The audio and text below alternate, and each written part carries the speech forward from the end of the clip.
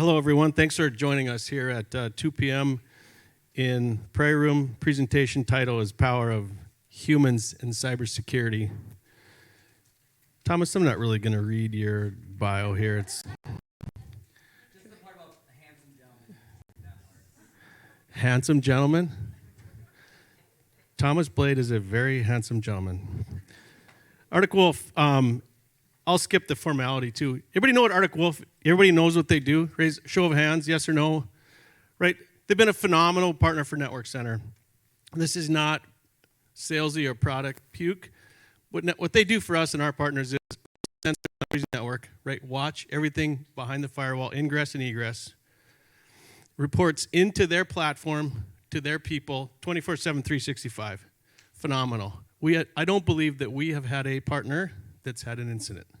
Knock on wood, right? Let's do that. Make sure, Thomas, right?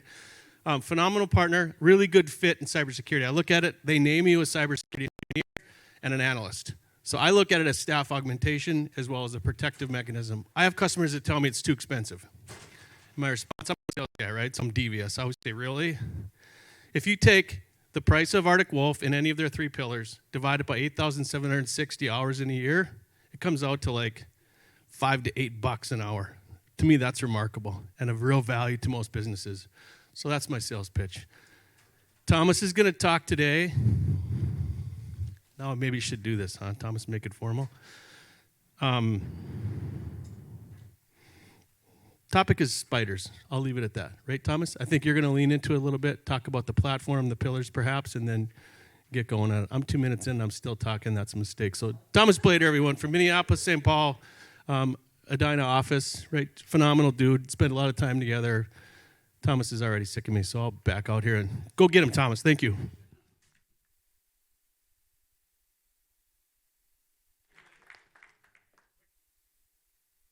All right, a little higher?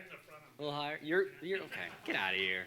So I know I'm standing between us and happy hour. So as we finish the presentation, we'll hold for questions. But if you really got to get up there, be first in line, go right ahead.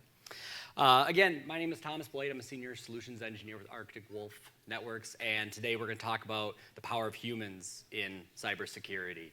We're going to spend a little bit of time talking about how we view the landscape today. We're going to talk a little bit about the Arctic Wolf platform, but then we're going to spend a lot of time talking about what our people do. Okay, so I think we can all agree cybersecurity should end or reduce cyber risk. It's pretty obvious, right? I can put that out there and everyone should get some head nods. So why are we seeing recent statistics? Maybe some people in this room are part of this stat. 87% of those interviewed say they don't feel confident with their cybersecurity stance. Now, this isn't for a lack of trying. This isn't a lack of products. We have firewalls. We have endpoint. We have the alphabet soup of the MDR, the EDR, the IDR, the NDR. So what's not working? And I think it's clear cybersecurity has an effectiveness problem. So why do people not feel confident, right? If we look at what makes up cyber risk, the first is the likelihood of an incident. It's pretty funny, right? I think they're talking about Office 365 next door. So, excuse me, Microsoft 365. They dropped Office, didn't they? First of all, the likelihood of an incident. 59% of organizations are breached in a year. Now, a breach can be everything from business email compromise to ransomware to data exfiltration, right? We know the list. 40 days to patch critical vulnerabilities. So the vulnerabilities that are being exploited take a considerable amount of time to patch out. And then the impact, right? I think this is probably the most scary one that we think about. This is what keeps some of us up at night when we think about not just the dollar figure associated with an impact, but also what does it do to your reputation? What does it do to your brand? Are you having to reach out to customers and say, hey, your data might have been exposed? Who has personal information monitoring from like 6 different companies right now because you were part of some data breach someplace, right? Yeah. And then that doesn't even take into account the 206 days to detect an incident, right? Someone gains access to a network, they move around, they read email, they try to find out, okay, who's who can I ask for a wire transfer? If I want to change Brad's routing bank information, who do I email that to? So they figure out what they can do, and then they ultimately drop that attack, whether it's data exfil, business email compromise, ransomware, right? We know the list. So you put these two together, and that's cyber risk to us. So what can we do about this, right? Again, we already have products, we have tools. So let's talk about moving away from a tools mindset, and let's start to think operationally. So that kind of can be summed up in 3 key areas. Optimizing, so using what you have, not ripping it out and just buying the next latest and greatest, but how can we squeeze the performance out of what we have? Is it a configuration? Is it a best practice adherence? Let's figure that out. Security operations, really knowing what to look for, and making sure that you're monitoring the entire environment, right? We're not just focusing on endpoint. We're not just focusing on perimeter. We're not just focusing on cloud. We're taking all that into account. And I forgot to ask, who's an Arctic Wolf customer? Anyone? Oh, fantastic. All right, cool. So,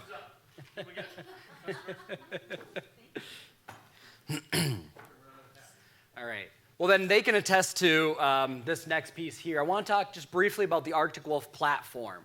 So this is the technology that powers everything we do. Everything that Arctic Wolf delivers can be summed up inside of this platform. It starts off with, like I said earlier, leveraging your existing tech stack. So you've got a great endpoint tool, you've got a great set of firewalls, you're feeling good about your cloud presence, fantastic. Let's make sure that we're taking that data into the Arctic Wolf platform and leveraging that. So knowing what we're looking for and understanding what sources are involved in an incident, and so when we come to you, you have all the facts. So that gets brought in centrally. So cloud native platform, everyone loves the term cloud native, but what it really means is that we can scale up to meet any environment, whether you're 5 users or 500 or 5,000, yes, you're a perfect fit for Arctic Wolf. There we go. I feel like I have to point this at the screen, but I'm not sure why. Doing it 24/7, I think that's pretty obvious, right? Like Brad said, we can't just be on call. We need to be functioning round the clock. So Arctic Wolf staffs 4 different North American SOCs and in 4 different shifts. So again, truly round the clock coverage.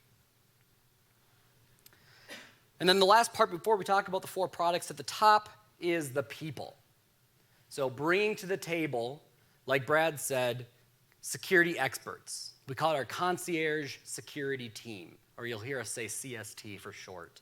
These are named engineers, emphasis on named, emphasis on engineers. You know them by name, they know you by name, they know your environment. So if you call them with a question, they're not saying, oh, who are you? Who are you with? What are you running? Well, we already know that, right? We can break down that barrier. And then the last component there on the very top, just kind of talking about the 4 different services that are delivered with this platform. Managed detection and response, that's the 24/7. That's the monitoring, eyes on glass, round the clock. Managed risk, proactive vulnerability scanning inside and out of the environment. Managed cloud monitoring, taking what we're doing on premise and applying it to the cloud, whether it be infrastructure or SaaS as a service. So Microsoft 365, who's in the cloud? Yep. Anyone Azure, AWS, GCP, making a move, starting to move backups up there? Yeah. So applying what we're doing from a security lens and doing that in the cloud environments as well. And then the last, managed security awareness, focusing on the people. I think this is probably the most important thing we can look at nowadays, making sure that our employees are trained up, know what to look for, and kind of create that culture of security awareness. Not fear-mongering, but saying, hey, here's what's out here, right? And making sure they're aware. Okay, so what we've started calling this internally is the security journey. So you become a customer of Arctic Wolf, it's a partnership, a relationship, and we get to work right away. We're always doing the 24/7 monitoring, that's just right out of the box. The security journey, though, is where we start bringing in the people. So there's 2 halves. I already talked about the concierge security team. You can think of them as your security strategic advisors. You meet with him on a regular basis. You discuss what's important to you, what's important to the environment, and we work together to implement those changes. The other half is the tactical or triage team. These are the folks that are working round the clock. They take data in from the Arctic Wolf platform, and they say, all right, is this a real incident? Is it a false positive? What's the scope of the incident? If we're monitoring Office 365 and we see a abnormal or malicious login, well, what else happened in the account? Did they put a forwarding rule in? Did they try to exfiltrate data? My personal favorite we've started seeing is they'll take a phishing document, they'll put that in the OneDrive, they'll attach that to an existing calendar invite, and they'll try to share this out. They'll try to propagate their attack. So again, when that triage engineer finishes their investigation, they know all of this, and they can come to you and say, here's what we need to do to fix this completely. Because out of the box, you're going to say, oh yeah, I got to reset the password. I got to terminate that account or that session. But again, what else happens in that cleanup? Going back to the concierge or the strategic side, again, these are experts. These are not technical account managers. These aren't ticket takers. So again, when you call them, you ask for advice, you have a question, you saw something in the news, you're working on an audit, they can get right to work with you. You can see here they're highly credentialed individuals, so you always know that you're getting good advice. Whether it's a question on, again, something you read in the news, something you're looking at implementing, they are your one-stop shop. In addition to that ad hoc cadence, you also develop a regular rapport with them, whether it's monthly or quarterly, sitting down, all right, what's on the project roadmap? What are you guys working on? Are you making that push up into EC2 for your server environment? All right, let's talk about the best way to do that securely. This is part of the service. I'm not talking about all these add-ons. This is something you get, again, right out of the chute. Again, the triage team, the tactical folks, staffed 24/7, 4 different North American security operations centers, one of them right down the road in our headquarters in Eden Prairie. We have 4 different shifts inside of those centers. So if there's an incident after hours, you're getting someone right away on that, whether it's calling you, emailing you, isolating a compromised asset, they're the ones who are taking care of that. So a little bit more definition around the security journey. This is a very custom, tailored approach for every one of our customers. It's what's most important to you, what you're working on in the environment, and then figuring out a roadmap together and how we can accomplish that. So this is what your concierge security team is here to help with. So rigorous focus. It's continuous. Obviously, it's not ongoing. I didn't say security destination, security journey. And overall reducing the likelihood of an incident. So Brad said spiders earlier, and years ago when I started Arctic Wolf, this has always been a term that we used, but it was supposed to be an internal only. We don't say spiders externally because it sounds silly. But it's actually a very complex process that I'll go through here. It's security posture in-depth review. So now you guys know the quiz word when I ask you later. Here's what that looks like, though. So again, a very custom approach, understanding what's important to the organization, and helping put together that roadmap. Now, we have about 100 different spiders to choose from. So you're not saying, oh gosh, I don't know, show me a menu, show me what you can do. But it's also, again, fitting to the organization. I spoke to someone just this morning who is looking to come onto our platform, and he said, one of my areas that I'm really concerned about is Office 365. We just started training or testing our users, and our numbers aren't good, he said. And I said, that's cool. The first thing we're going to do, once we get onboarded, is we're going to do an Office 365, Microsoft 365. I'm never going to stop saying Office 365. We're going to do a Microsoft 365 spider. We're going to take an in-depth look, and we're going to see, okay, what are the areas of focus? Do we need to talk about multi-factor? Do we need to talk about conditional access policies, right? Microsoft gives you 100 checkboxes. What are the ramifications of all those checkboxes? And the concierge security team is going to walk through that with them. So the slides are going to get a little bit wordy here. So I'm just going to kind of give you guys a brief overview. But The security journey when you first onboard with Arctic Wolf looks a little bit like this. So we get up and running, which by the way takes about 30 days, so this is not a long drawn out onboarding process. Get up and running and we immediately start monitoring. Right? If we see an existing incident, we can call it out. If there's something that pops up, again, we have visibility, we can start to see it right away. From there, though, you start meeting with your concierge engineer and we get the lay of the land. That's the architecture and visibility assessment. One of the reasons that we do this is we want to make sure, okay, do we have the full scope of the environment in our monitoring purview? So if it's a cloud environment, are we getting data from your cloud servers? Are we getting logs from Salesforce? Are we getting network traffic from that remote site? Right? Is the desktop in the warehouse, has that got an Arctic Wolf agent on it that we have visibility to it? Moving forward now, we start to take some of these, what I would call low-hanging fruit type of spiders. Firewall configuration review. This is really to say, all right, can we get some quick wins together? The example I gave you earlier, that gentleman's going to do an Office 365 one. But again, a quick win. What can we look at in the environment? Let's start taking log data from the firewalls and say, all right, are we seeing anything unusual? Are we seeing traffic that should be blocked that isn't? Do you have 3389 open to the world and you're letting remote desktop from anywhere?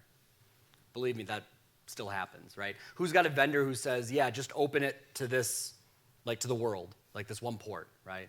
Yeah, I need domain admin. Yeah. No, you don't. But these are the kinds of things that we want to identify. And it's not to say you've been doing it wrong, but again, maybe there's a different way we can do this, right? Maybe there's something else we can recommend. Who's got the Windows XP machine attached to the $1 million piece of manufacturing equipment on the floor? I see one hand, one laugh. Yeah, and you say, oh, I want to replace that Windows XP machine. And they say, well, you can't because you got to buy a $1 million press or something. Yeah, I hear that all the time. That's part of the spider, identifying those types. And again, I'm not going to say, oh, just replace it. You'd say, yeah, Thomas, that's really easy for you to say, but not going to happen. Okay, can we segment it? Can we take those machines and isolate them from the rest of the network? Does that machine that runs CAD need to talk to the internet? No? All right, maybe we can reduce risk by identifying those. So again, this is all in addition to that ongoing monitoring. So that doesn't stop when we do these. There we go. Did it turn? Yeah, okay. So ongoing now, it gets a little bit more in depth, right? We're seeing a lot more interesting ones on here. When we start talking about best practices, we start talking about, all right, let's examine your cloud environment. Maybe there was an incident that occurred that we caught, and now we're coming back afterwards to talk strategically about it. Maybe while we were monitoring you, we saw, hey, there was a login to your VPN, and it came from this country over here that we know you don't do business in, so we called you right away. We took that laptop and we isolated it from the rest of the network so it didn't spread. All right, what can we learn from this, right? So that becomes an ad hoc kind of item on the security journey where we identify an incident and learn from that incident and implement some changes when we see fit. A little bit more in depth now on one particular one. Again, I mentioned the firewall assessment. We find this to be a really quick win.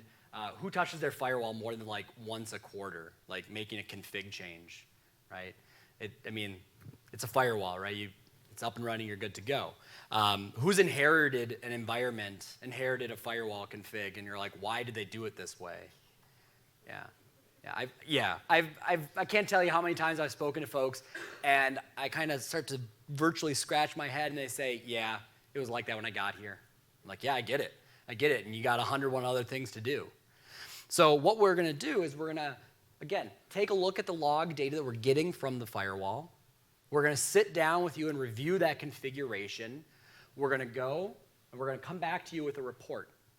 Now, it's not just a nice PDF or a paper that you put in your drawer and say, that's cute, but we help you action on it too, right? We bring in Brad's team. We bring in the concierge security team. We get that remote screen share going. We say, all right, let's talk about this. Let's talk about this one port that's here. They didn't comment why that port was opened. Do you guys know why? No? Well, let's talk about closing it. right? Again, the vendor who said they needed remote desktop open to the world.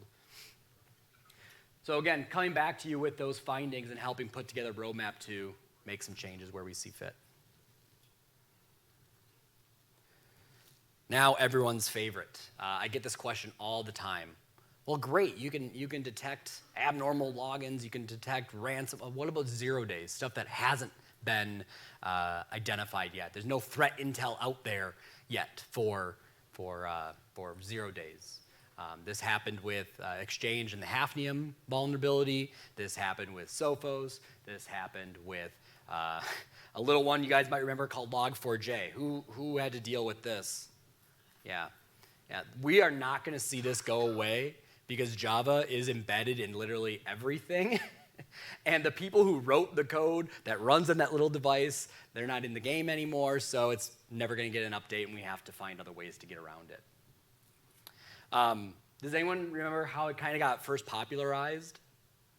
Anyone see this? So Log4j, right, the logging element inside of Java where Minecraft in this case runs on Java. Someone found out that in a message box on a game server, they could basically feed it code and it would execute that on the back end. And as a proof of concept, they said, oh, can I get it to open up the calculator app inside of Minecraft? You can kind of see on the left-hand side the call that's being made to the server. And they say, oh, calculator.class? Cool. Yeah, I'll execute that. And that's just kind of fun. That's like back in the day when we made your CD tray open, right? But obviously, if I can run remote code on your system, I can do some nefarious things, right? I can send it one command to get it to download something. I can send another command to get it to execute that. So this is Arctic Wolf's response to Log4j. Now this one is really wordy, and I'm not going to go through every little one of those. If you want to talk about this, I'd love to talk to you about this. I can talk for hours about what we did here. But I'm going to hit on some highlights. The first one is how rapid of a response we took. So one of the teams I haven't told you about yet at Arctic Wolf is called Arctic Wolf Labs. This is threat intelligence and threat research. These are the ones that are going out there, that are scouring, looking for what's happening. And one of the products of that team is proactive outreach. So if you were one who was running a Sophos firewall, for example, about 2 months ago, we probably got an email from us saying, hey, there's a vulnerability in Sophos. Or about 2 weeks ago, we sent one out, hey, there's a vulnerability in the Forta OS if you're running Forta proxy. So again, based on our knowledge of the environment, we can reach out proactively with these. So the threat research teams found that, hey, there is an active proof of concept exploiting this, and by the way, it's really easy to exploit. Doesn't take a lot of know-how. So we snap into action. You can see here on the timeline, we're going down here. And we start to use what we're learning to build detection. So the threat research team works internally with our product and our R&D teams, and we start building detection around Log4j exploits. Now we can start to monitor for it happening in the environment. But obviously, we're not going to stop there. There's way more on the timeline. So now we move into the weekend. I already told you guys we are 24/7, 365. Fun fact, July 4th is our busiest day in the SOC. You can all understand why. But over the weekend, we start to use what we have about, what we know rather, about this exploit and the attempts that we're actively seeing in our customer environments. And we build tools to now scan for this vulnerability. So are you susceptible to this?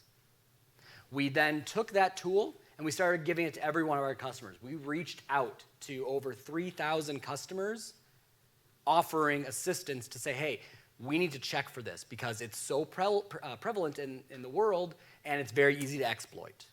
Here's the tool. If you have questions, let's get on a Zoom call. Let's get on a screen share. Let's look at it together.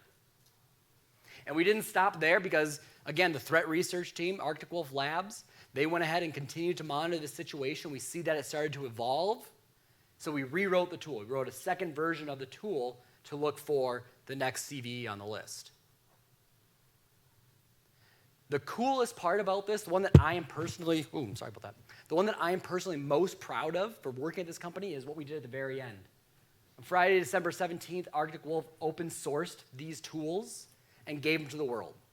You can literally go grab this in our GitHub. The source code and everything works on Windows, works on Mac, works on Linux.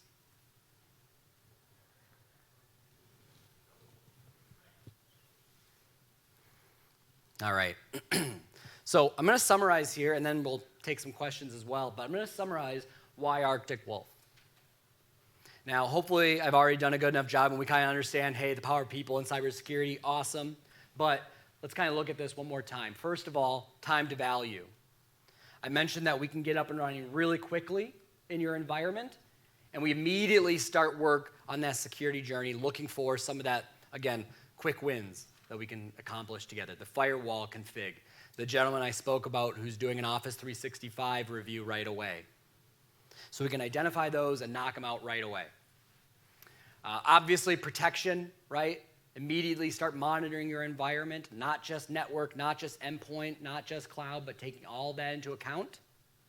Being proactive, reaching out, saying, hey, we know you're running on-prem Exchange. Here's a vulnerability we need to look at together. Resilience, right? Working together to continually understand risk, working together to continually improve posture in the environment. And then again, in that big blue box there, the security journey. We do not take the person out of the equation, right? Hopefully it's been pretty clear that we're not relying on AI and machine learning and all the buzzwords again to deliver this, but there's actually people on the other end that are your, again, your concierge.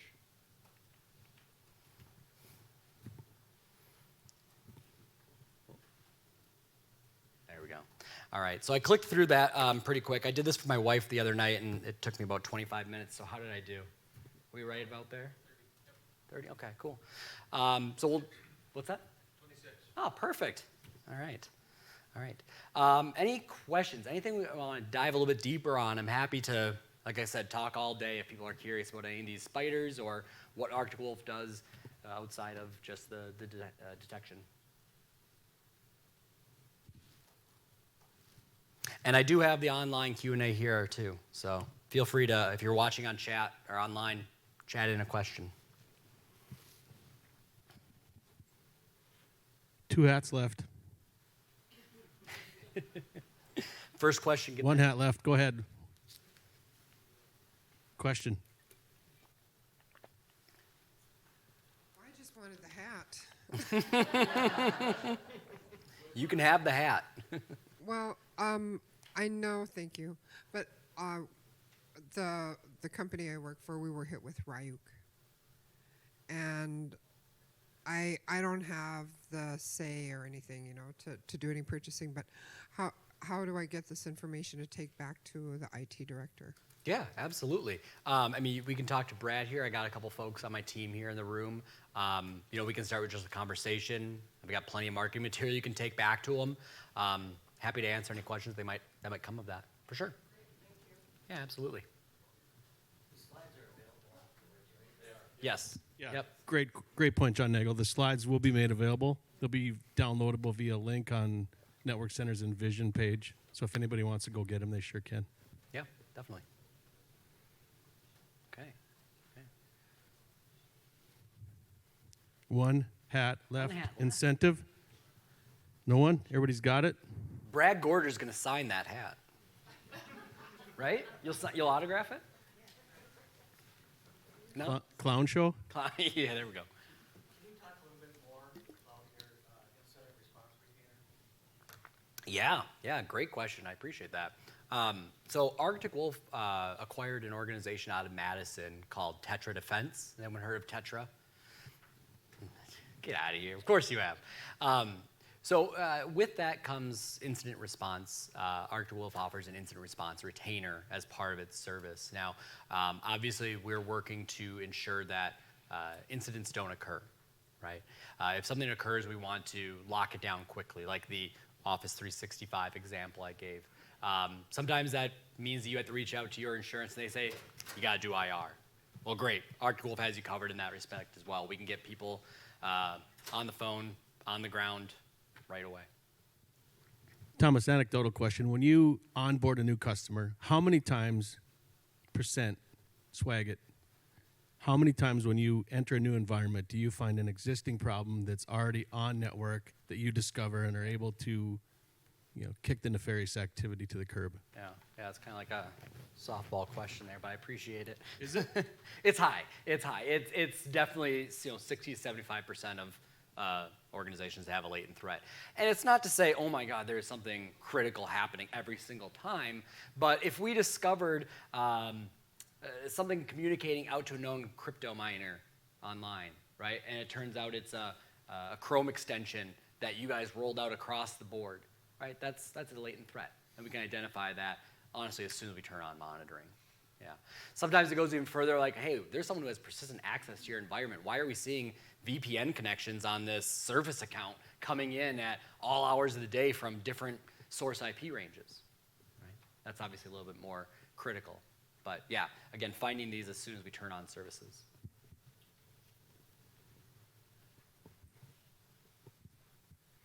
Cool, Thomas, thank you. 2:30, everybody, half an hour till we reconvene back in the main conference room. Or I guess there's still breakouts at 3 o'clock, my mistake. Any other questions? Thomas, are you available at the booth, right? Make sure you see all your vendors. Yeah. If not, no more questions. We'll end 15 minutes early, cut you all loose. And Thomas, you want to stick around for a few minutes for questions? Yeah, absolutely. Thank you, everyone, for Thank you, coming. guys. Appreciate you.